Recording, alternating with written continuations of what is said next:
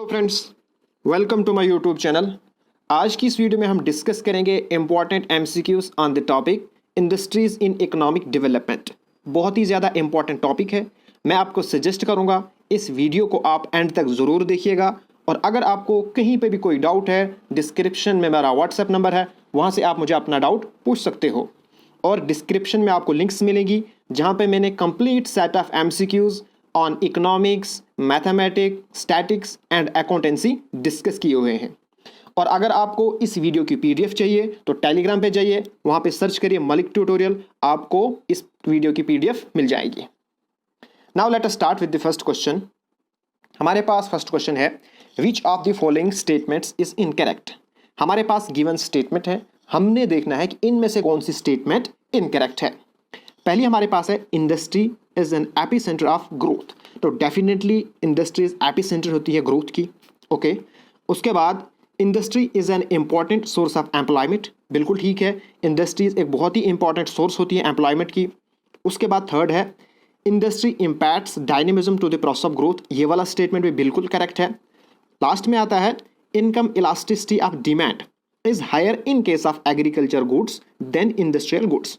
ना इसका मतलब ये हुआ कि जब चेंज इन इनकम होता है तो उसका इफेक्ट चेंज इन डिमांड पे एग्रीकल्चर गुड्स पे ज़्यादा होता है, बट जो इनकम इलास्टिसिटी ऑफ डिमांड है, यानी कि जब हमारी इनकम चेंज हो जाती है तो डिमांड की जो चेंज होती है वो ज़्यादा इफेक्ट करती है इंडस्ट्रियल गुड्स की as compare to agriculture goods. Okay so ये वाला स्टेटमेंट ऐसा होना चाहिए था कि income elasticity of demand is higher in case of industrial goods, ठीक है, ना कि एग्रीकल्चर गुड्स। इसका मतलब ये वाला स्टेटमेंट रॉन्ग है, so D option is the correct answer. Next question हमारे पास है, public sector enterprises are driven largely by consideration of. जो मैन फोकस होता है, जो मैन मोटिव होता है पब्लिक सेक्टर का, वो क्या होता है? नाउ गाइस, वो होता है हमारे पास सोशल वेलफेयर, ठीक है। B option is the correct answer. अगर इसी तरह से आपको क्वेश्चन पूछा जाए, private sector enterprises are driven largely by the consideration of, तो उसका आंसर आएगा हमारे पास प्रॉफिट, ठीक है।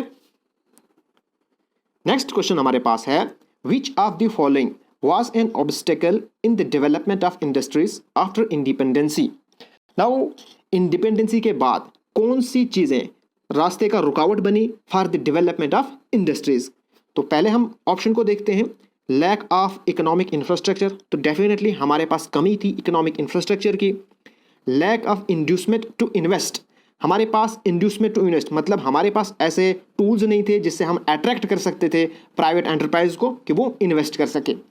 लैक ऑफ कैपिटल, तो डेफिनेटली हमारे पास लैक ऑफ कैपिटल भी था, so D option is the correct answer. Next question हमारे पास है, industrial policy resolution 1956 laid emphasis on the role of.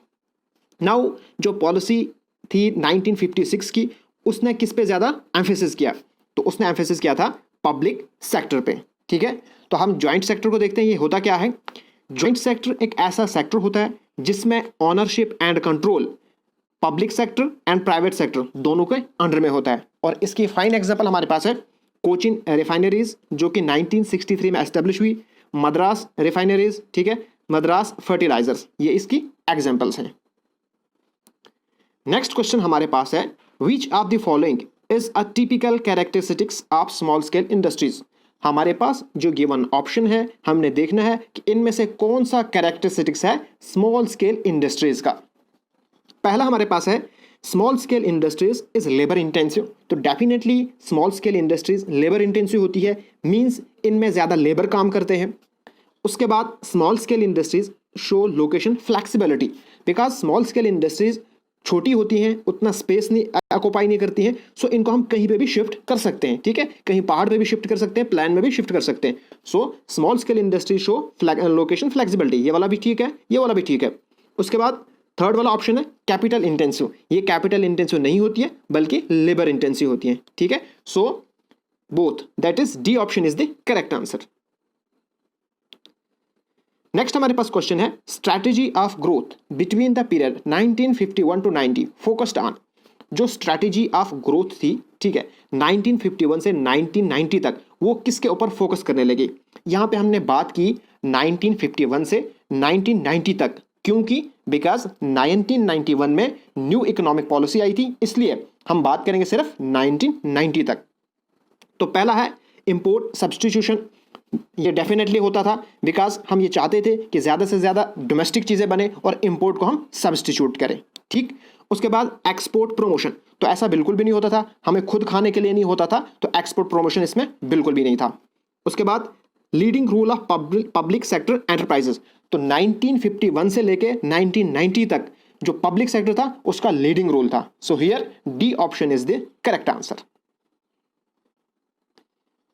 Next question हमारे पास है investment limit for small scale industries, जो इन्वेस्टमेंट की लिमिट है स्मॉल स्केल इंडस्ट्रीज में वो कितनी होती है, ठीक है। हम इसको देखेंगे। Under the due definition a company with investment of up to 1 crore, जिसकी इन्वेस्टमेंट बेसिक इन्वेस्टमेंट 1 करोड़ है and annual turnover of up to 5 crore is a minor unit, ठीक है। मतलब बेसिक इंडस्ट्री जिसका जो बेसिक इन्वेस्टमेंट है वो 1 करोड़ है एंड एनुअल टर्नओवर कितना है 5 करोड़ का, इसका मतलब ये हुआ कि जो इन्वेस्टमेंट लिमिट है वो 5 करोड़ की है, ठीक है। और जो पहले होता था earlier micro manufacturing units had an investment limit of 25 lakh with the limit of 10 lakh, इसकी मैक्सिमम लिमिट क्या थी 25 लाख। नेक्स्ट क्वेश्चन हमारे पास है the basic idea of industrial licensing policy was. Now जो बेसिक आइडिया था इंडस्ट्रियल लाइसेंसिंग पॉलिसी वो क्या था। नाउ जो इंडस्ट्रियल लाइसेंसिंग पॉलिसी थी वो फॉर्मुलेट हुई थी 1970 में, okay. The industrial licensing policy is oriented towards providing great opportunities to fresh entrants in the industrial field. ये इसलिए बनाई गई थी ताकि जो फ्रेश एंट्रेंट्स हैं यानी कि जो प्राइवेट एंटरप्राइज हैं उनको हम इन्वाइट करेंगे, ओके। सो हमारे पास जो बी ऑप्शन है वो है promote private investment in the economy, तो ये हमारे पास करेक्ट ऑप्शन होगा। सो 8 क्वेश्चन का B option is the correct answer. Next हमारे पास क्वेश्चन है industrial concession offered for establishing industry in the backward region of a country includes. Now अगर कोई इंडस्ट्री बैकवर्ड एरिया में सेटअप हो जाए उसको क्या क्या कंसेशन मिलती है, ठीक है। Tax holidays, subsidise power supply. Tax holidays मतलब टेम्परेरी उसका जो टैक्स है उसको इलिमिनेट किया जाता है या रिड्यूस किया जाता है, ठीक है। और सब्सिडाइज पावर सप्लाई भी दी जाती है। So here C option is the correct answer. Next question हमारे पास है बहुत ही इंपॉर्टेंट क्वेश्चन है economy of a country is classified into various sector based on different type of economic activity undertaken in each, ठीक है। जो economy है कंट्री की उसको बहुत सारे सेक्टर्स में हम क्लासीफाई करते हैं। अब आपके लिए क्वेश्चन है हम बताइए कितने सेक्टर्स में इकोनॉमी को क्लासीफाई किया है और उनके नेम क्या है, ठीक है। उनमें से मैं आपको बताता हूं एक प्राइमरी सेक्टर, बाकी आपने बताने हैं। Consider the following statements related to some of them. हमारे पास गिवन स्टेटमेंट्स हैं, हमने इनमें से देखना है कि इनकरेक्ट स्टेटमेंट क्या है। नाउ गाइस देखिए पहली statement all agriculture activities are included in primary sector. जितनी भी एग्रीकल्चर एक्टिविटीज है उनको हम प्राइवेट सेक्टर में इंक्लूड करते हैं। क्या ये सही है? तो डेफिनेटली ये सही है। उसके बाद all industrial activities are included in secondary sector, तो ये वाला ऑप्शन गलत है बिकॉज जितने भी इंडस्ट्रियल एक्टिविटीज हैं वो सारी सेकेंडरी सेक्टर में नहीं आती हैं, कुछ इसमें प्राइवेट सेक्टर में भी प्राइमरी सेक्टर में भी आती है। जैसे माइनिंग हम आती है, माइनिंग करते हैं, ठीक है, तो वो हमारे पास किस में आता है? प्राइमरी सेक्टर में आता है। ये वाला ऑप्शन जो है गलत है। नेक्स्ट हमारे पास है service sector includes only those activities that help in production of goods. Now service sector सिर्फ प्रोडक्शन ऑफ गुड्स के लिए हेल्प नहीं करती है बल्कि ट्रेड के लिए भी हेल्प करती है, कॉमर्स के लिए भी हेल्प करती है, ओके। सो हमारे पास ये वाला ऑप्शन भी गलत है, that is 2 and 3, C option is the correct answer. Next एक और इंपॉर्टेंट क्वेश्चन है liberalisation was introduced to put an end to restrictions and open up various sector of the economy. Now हम जानते हैं कि 1991 में न्यू इकोनॉमिक पॉलिसी आई थी, उसमें globalisation, liberalisation, privatisation main objectives थे, ठीक है। But which of the following liberalisation measure was taken before 1990। लेकिन 1990 से पहले कौन सा लिबरलाइजेशन मेजर को लिया गया था, टेकन किया गया था? तो हम देखते हैं इंडस्ट्रियल लाइसेंसिंग, अभी हमने पढ़ा इंडस्ट्रियल लाइसेंसिंग के बारे में, तो ये वाला तो बिल्कुल है ही है। उसके बाद एक्सपोर्ट इंपोर्ट पॉलिसी, ये वाला मेजर भी लिया गया था। टैक्स रिफॉर्म भी किए थे, फॉरेन इन्वेस्टमेंट भी, और टेक्नोलॉजिकल अपग्रेडेशन कोड, ठीक है। तो ये पांचों के पांचों थे, इसका मतलब all of the above is the correct answer. Next question हमारे पास है consider the following statements and identify the right one. हमने स्टेटमेंट्स को देखना है और देखना है कि इसमें राइट कौन सा है। The industrial policy 1948 was the first industrial policy statement by the government. Now जो इंडस्ट्रियल पॉलिसी थी 1948 की, वो फर्स्ट गवर्नमेंट पॉलिसी थी, तो ये बिल्कुल स्टेटमेंट करेक्ट है। It gave leading role to the private sector. Now इसने लीडिंग रोल प्राइवेट सेक्टर को नहीं बल्कि पब्लिक सेक्टर को दिया था, ठीक है। It gave leading role to the public sector, क्यों? Because there were limited source of private sector at that time. So यहाँ पे only one, that is A option is the correct answer. Next हमारे पास question है, consider the following statements and identify the right one. The 1991 industrial reform exempted all industrial from compulsory licensing। Now जो 1991 में economic reforms आए थे, क्या उसमें जितने भी इंडस्ट्रीज थी उन सब के लाइसेंसिंग खत्म किए गए थे? नहीं, ऐसा नहीं हुआ था। 18 ऐसी इंडस्ट्रीज थी, ठीक है, जिसमें कंपल्सरी लाइसेंसिंग तब रखा गया था, ठीक है।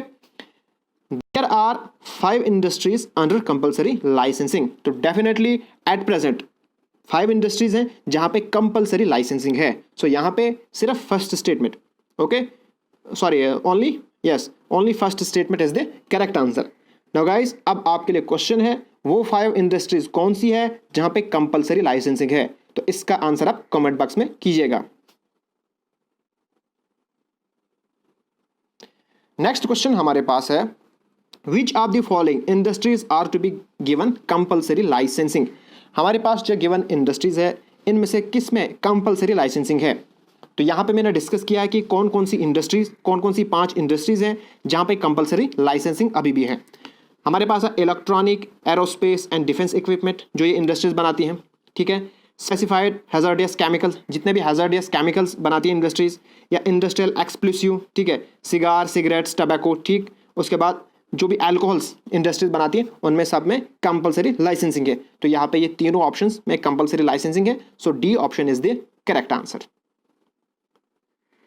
नेक्स्ट क्वेश्चन हमारे पास है, economic liberalisation in India started with.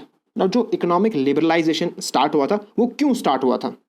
वो इसलिए स्टार्ट हुआ था because substantial change in industrial licensing policy. जो इंडस्ट्रियल लाइसेंसिंग पॉलिसी थी, उसके अंदर बहुत सारी चेंज आई थी, बहुत सारी इंडस्ट्रीज को लाइसेंस खत्म किया गया था, सिर्फ 18 इंडस्ट्रीज के लिए लाइसेंस रखा था। So here A option is the correct answer. Next question हमारे पास है, tourism industry in India is quite small compare to many other countries in term of India's potential and size. Now जितना India का potential है, ताकत है और size है, उस हिसाब से इंडस्ट्री जो टूरिज्म है इंडिया के अंदर, वो काफ़ी छोटा है। Which one of the following statement is most appropriate answer. अब हमने स्टेटमेंट्स देखनी है, सबसे एप्रोप्रिएट आंसर क्या है, ठीक है। अब इन सब ऑप्शंस को पढ़िएगा। हमारे पास जो लास्ट ऑप्शन है वो है, in India the infrastructure required for attracting tourist is inadequate. तो ये वाला ऑप्शन बिल्कुल करेक्ट है, बिकॉज हमारे पास इतना इंफ्रास्ट्रक्चर नहीं है, इतना एडुकेट इंफ्रास्ट्रक्चर नहीं है कि हम ज़्यादा से ज़्यादा टूरिस्ट को अट्रैक्ट कर सकें। एज कम्पेयर टू बाकी स्टेटमेंट को अगर देखोगे, most of the picturesque desert in India such as north, east and Kashmir for all practical purpose out of bound, ठीक है। या most of the month India is too hot for western tourist feel comfortable, ऐसा बिल्कुल भी नहीं है, because यहाँ पे कोल्ड भी है, जैसे आप हिमाचल की बात करोगे, कश्मीर की बात करोगे, ठीक है। तो डिस्टेंस भी उतना मैटर नहीं करता है टूरिज्म में। So here D option is the most appropriate answer. Next question हमारे पास है, consider the following statements. Small scale industries in most cases not an efficient and competitive as large scale one. Now जो small scale industries है, वो ज़्यादा efficient और competitive नहीं है as compare to large scale industries, ठीक है। Yet the government provide preferential treatment and reservation in range of products to the small scale industries. इसके बावजूद गवर्नमेंट बहुत सारी रिजर्वेशन प्रोवाइड करती है स्मॉल स्केल इंडस्ट्रीज को। हमने बताना है वो क्यों करती है ऐसा। हम ऑप्शंस को देखेंगे। Provides higher employment on a unit of capital, ठीक है। जो स्मॉल स्केल इंडस्ट्रीज होती है, अभी हमने पढ़ा था, वो लेबर इंटेंसिव होती हैं, ठीक। इसका मतलब वो हायर एम्प्लॉयमेंट प्रोवाइड करेंगे on a unit of capital. तो ये वाला ऑप्शन बिल्कुल सही है। उसके बाद promote a regional dispersions of industries and economic activities. अब जो स्मॉल स्केल इंडस्ट्रीज हैं, इनका साइज छोटा होता है, इनको हम कहीं पे भी सेटअप कर सकते हैं। इसका मतलब ये वाला ऑप्शन भी बिल्कुल सही है, ओके। उसके बाद हमारे पास आता है have performed better in export of manufacturer goods. No, ये बिल्कुल भी सही नहीं है, बिकॉज अगर हम लार्ज स्केल इंडस्ट्रीज की बात करें तो वो बेटर परफॉर्म करते हैं, उनका ज्यादा एक्सपोर्ट होता है as compare to small scale industries. Provide jobs to low skill workers who otherwise may not find employment avenue elsewhere. तो ये वाला भी ऑप्शन नहीं है, सिर्फ 1 और 2 is correct, that is B option is the correct answer. Next question हमारे पास है, consider the following statement about national investment and manufacturing zone, that is NIMZ। देखिए, हम थर्ड स्टेटमेंट से डिस्कस करेंगे। The industrial unit in NIMZ will be provided world class infrastructure and tax exemptions. तो ये वाली स्टेटमेंट बिल्कुल correct है इसके बारे में। उसके बाद each national investment and manufacturing zones to have 5000 hectares, ये वाला स्टेटमेंट भी बिल्कुल करेक्ट है इसके बारे में। उसके बाद NIMZs have been set up to increase the share of manufacturing in GDP 30% to by 2025। Now इसके बारे में हम देखेंगे थोड़ा। Manufacturing share in India GDP has been stuck at 16% since 1980। Now जो इंडिया का जो मैन्युफैक्चरिंग का शेयर था GDP में, वो रुका हुआ था 16%। कहाँ से? 1980 से। अब the policy aims to increase the share of manufacturing. अब ये पॉलिसी लाई गई, NIMZ पॉलिसी लाई गई, और इसका मेन फोकस था कि जो करंट GDP था उसको हम इंक्रीज करें 16% से 25% बाई 2020। ओके, सो ये वाला स्टेटमेंट बिल्कुल रॉन्ग है। ओके, सो हमने क्या करना था, select the correct answer using the given code. तो हमारे पास सेकंड एंड थर्ड वाला करेक्ट है, so D option is the correct answer. Next question हमारे पास है, in the industrial policy of 1991 how many industries were reserved only for public sector। now जो policy 1991 की थी इंडस्ट्रियल पॉलिसी, उसमें कितनी इंडस्ट्रीज रिजर्व की गई थी फॉर पब्लिक सेक्टर? ठीक है, तो उस टाइम रिजर्व की थी पब्लिक सेक्टर के लिए 8 industries. Okay, so C option is the correct answer. और at present only 2 industries are reserve for public sector. अब फ्रेंड्स, आपके लिए क्वेश्चन है कि वो कौन कौन सी इंडस्ट्री है जो रिजर्व की गई है पब्लिक सेक्टर की। ओके, सो ये आपके लिए क्वेश्चन है। नेक्स्ट हमारे पास क्वेश्चन है, what is the contribution of industrial sector to GDP at current prices. कितना कंट्रीब्यूशन है GDP में? तो अगर हम बात करेंगे at present 29.6% of Indian GDP। ठीक है, और ये अकॉर्डिंग टू 2018-19 है, so C option is the correct answer. Next question हमारे पास है, which of the following industry is known as sunrising industry. कौन सी इंडस्ट्री को सनराइजिंग इंडस्ट्री कहा जाता है? वो कहा जाता है इंफॉर्मेशन टेक्नोलॉजी को। ओके, क्यों कहा जाता है? Because information technology is called sunrising industry as it has grown at fast pace in the last 10 year. पिछले 10 साल में इंफॉर्मेशन टेक्नोलॉजी की इंडस्ट्री काफ़ी तेज़ी से ग्रो कर रही है। ओके, एंड कंटिन्यूसली ये ग्रो कर रही है, और इसका स्कोप भी आगे बहुत ब्राइट है। ओके, इसलिए इसको कहा जाता है सनराइजिंग इंडस्ट्री। नेक्स्ट क्वेश्चन हमारे पास है, which of the following industry is known as mother of all industries. कौन सी इंडस्ट्री को कहा जाता है? वो कहा जाता है आयरन एंड स्टील इंडस्ट्री को। क्यों कहा जाता है? Because the finished product of iron and steel industries are used as raw material. जो फिनिश्ड प्रोडक्ट्स होते हैं आयरन एंड स्टील इंडस्ट्रीज को, वो बहुत सारी जगहों पे यूज होते हैं। ठीक है, जैसे ऑटोमोबाइल इंडस्ट्री में, ओके, या मैन्युफैक्चरिंग इंडस्ट्री में। जैसे आयरन एंड स्टील इंडस्ट्रीज बहुत सारी मशीनों को प्रिपेयर करता है, और वो दूसरी मशीनों में, दूसरी इंडस्ट्रीज में यूज होती है। ओके, और आयरन एंड स्टील इंडस्ट्री को हम बेसिक इंडस्ट्री भी कहा जाता है, because all industries whether heavy, medium और लाइट, कोई सी भी इंडस्ट्री हो, जितनी भी मशीनरीज है वो कहाँ से निकलती है? वो आयरन एंड स्टील इंडस्ट्री से निकलती है। सो इसका मतलब क्या हुआ कि iron and steel industries mother of all industries भी है, और बेसिक इंडस्ट्री भी इसको कहा जाता है। नेक्स्ट क्वेश्चन हमारे पास है, which of the following was not an objective of 1956 industrial policy. हमारे पास जो गिवन ऑप्शन है, इनमें से कौन सा मैन ऑब्जेक्टिव नहीं था 1956 की जो इंडस्ट्रियल पॉलिसी थी? पहला हमारे पास ऑप्शन है डेवलपमेंट ऑफ कोऑपरेटिव सेक्टर्स, बिल्कुल सही थे।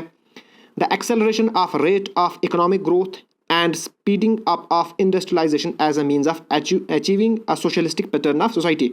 अब देखिए 1950 के बाद जो है ज़्यादा पब्लिक सेक्टर काम करता था। ठीक है, तो सोशलिस्टिक पैटर्न था, इकोनॉमिक ग्रोथ चाहते थे, और एट द सोशलिस्टिक पैटर्न। तो ये वाला ऑप्शन भी बिल्कुल सही है। उसके बाद लिबरलाइजेशन, प्राइवेटाइजेशन एंड ग्लोबलाइजेशन, ये जो है 1956 की इंडस्ट्रियल पॉलिसी का ऑब्जेक्टिव नहीं था। सो यहाँ पे सी ऑप्शन करेक्ट है। अब आपके लिए क्वेश्चन है कि लिबरलाइजेशन, प्राइवेटाइजेशन, ग्लोबलाइजेशन किस इकोनॉमिक पॉलिसी का ऑब्जेक्टिव था। ओके, इसका आंसर आपने कमेंट बॉक्स में करना है। नेक्स्ट क्वेश्चन हमारे पास है, in which among the following years the MRTP act became effective.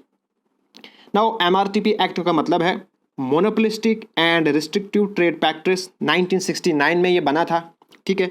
To ensure, ये क्यों बना था? To ensure the operation of economic system does not result in the concentration of economic power in the hands of few, ताकि हम बचाएं monopoly से, कि जो इकोनॉमिक पावर है वो फ्यू, कुछ लोगों के पास न चली जाए, ठीक है। इसलिए MRTP एक्ट बनाया गया था। ओके, अब देखिए, monopolies and restrictive trade practice act 1969 ये पास हुआ था 18 दिसंबर 1969 में, और प्रेसिडेंट का सिग्नेचर हुआ था 27 दिसंबर 1969 में, और ये फोर्स में आया था, कब से स्टार्ट हुआ था? 1970 में। सो इफेक्टिव कब से हुई थी? 1970। So C option is the correct answer. Next question हमारे पास है, the strategy of growth between 1951 से 1990 gradually lost its significance on it. बहुत ज़्यादा जो ग्रोथ थी वो कम हो चुकी थी 1951 से लेकर 90 तक। क्यों हुई थी? Because in efficiency of public sector enterprise. हमारे पास जो ज़्यादा इकोनॉमिक जो कंट्रोल था वो पब्लिक सेक्टर के पास था, और वो इनएफिशिएंट निकला। इसलिए जो 1951 से 1990 तक था, जो ग्रोथ थी वो सिग्निफिकेंटली लॉस्ट हो गई, ठीक है। So A option is the correct answer. Friends, आज की वीडियो में इतना ही। अगर आपको ये वीडियो पसंद आए तो प्लीज़ मेरे चैनल को सब्सक्राइब कीजिए, और इस वीडियो को अपने फ्रेंड्स एंड क्लासमेट के साथ ज़रूर शेयर कीजिएगा। Thanks for watching.